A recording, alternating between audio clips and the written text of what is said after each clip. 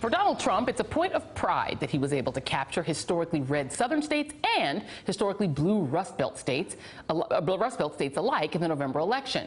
But even if those voters chose him on election day, now his approval ratings are, to borrow a recent phrase from Trump himself, bad, very bad. According to the latest Gallup poll, only 39% approve of Trump's work in office. Approval ratings that low can have a trickle-down effect on local races. Right now, all eyes are on Democrat Jon Ossoff in Georgia's upcoming special election for a congressional seat. But there's another Georgia Democrat who's making the state's 2018 gubernatorial election the real race to watch. And joining me now is Georgia's House Minority Leader Stacey Abrams. Stacey, great to talk to you. Likewise, thank you for having me. So tell us, what are your plans for 2018? You got anything going on? Well, I think I'm going to run for governor. In fact, I know I am. That's exciting. So now, first of all, just to set people up a little bit, you are currently the House Minority Leader, correct, in the state House? Correct. And I'm the leader of the Democrats. Leader of the Democrats. And how big is that contingent inside of the Georgia House? We're 62 out of 180. Okay. And does that mean that Democrats are able to wield power and influence in Georgia? What is the status of power of Democrats in the state? Well, that's one of the reasons I'm running. We are a very mighty small minority. So we're 62 of 180, but we've never had a super minority in the House, meaning that we can influence legislation, we can stop constitutional amendments, but we've also been able to push positive legislation, and I've been very proud to be the leader of that effort. And I want to take what we've been able to accomplish statewide. So now, those of you who are not listening to the show on Sirius XM satellite network, I will inform you at this moment that Stacey is an African-American woman. So you are two things that Georgia has never elected to be governor, a woman and a black person, an African-American. So why would you be able to win? I'm running for governor because I believe Georgia deserves to have a leader who thinks that everyone in the state can thrive, that too many people who are being left behind need to be listened to. And as a person of color, as a black woman, I've had to overcome barriers myself. I've had to figure out how to navigate systems that aren't designed for me. But I want this campaign to be one that builds coalitions, that brings people together from Appling County to Albany to Atlanta.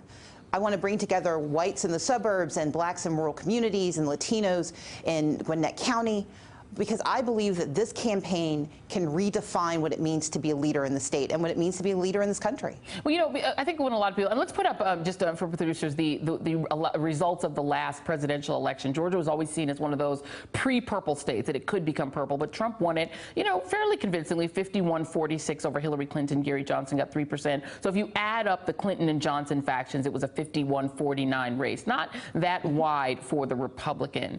At the same time, I guess the question a lot of people would have is, number one, does Georgia have enough voters of color to help get a Democrat elected? And why don't? And if they do, then why couldn't they get Hillary Clinton elected? Well, I think there are two things. One is we need to think about the history of Georgia. In 2006, Democrats lost the election by more than 400,000 votes. By 2016, we were under 200,000 vote margin. And so what we have the opportunity to do in this election is build a coalition of voters. People of color will be the center of that coalition because they are the majority of the Democratic Party, but this is a coalition that will invite everyone in. And the problem we have had is that no one has invested in going to those communities and talking to voters early. What you often had were smart, thoughtful, well-meaning candidates who thought television was enough. They thought talking broadly was enough. We need specific messages that speak to the communities who've not heard from anyone in decades. And that's what I plan to do. And I know it works because I've already led the House caucus to take 6 Republican seats by going to forgotten voters and reminding them that this is their government too. And is the Democratic Party behind you? Because the Democratic Party doesn't have a great history in terms of supporting candidates who don't seem very, very safe and very, very obvious. Do you have support from the party? I have been very heartened by the support that I'm getting from members of the party. I will say that it's a primary, and so the party has a responsibility to remain neutral. But I will say that my work as leader of the Democrats in the House has led me to every single community. I've been to more than 150 counties in Georgia, and there are 159. But what I've also been able to do is build relationships on the ground with party leaders and with grassroots leaders. And that is what I think it will take to win. I hope that what the Democratic Party is willing to do is help us build the infrastructure. We started it with Jon Ossoff, but I think we can continue to expand that infrastructure so every voter is touched by Georgia Democrats long before Election Day gets here. Well, Stacey, we're in our closing seconds here. I want to let you play pundit for us a little bit. Can Ossoff win that race? Absolutely. You think he's going to win? He will absolutely win. He's running a smart, thoughtful race. He's reaching out across communities, and he's doing the hard work of being on the ground early and consistently, and I think that's what it takes to win. Stacey Abrams, thank you for making that announcement on AM Joy. We really appreciate you choosing this as the venue to do it. If I can do one last thing, sure. Joy, if folks want to learn more about my campaign, if they can go to www.stacyabrams.com, I'd love to tell them more about my candidacy. And what's your Twitter handle so people can follow you? It's at Stacey Abrams.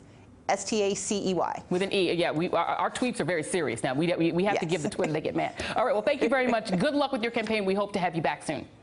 Thanks, Joy. I appreciate this. Thank you very much. And still to come, the never-ending quest for white working-class voters. Is it worth it? That's next. Hey there, I'm Chris Hayes from MSNBC. Thanks for watching MSNBC on YouTube. If you want to keep up to date with the videos we're putting out, you can click subscribe just below me or click over on this list to see lots of other great videos.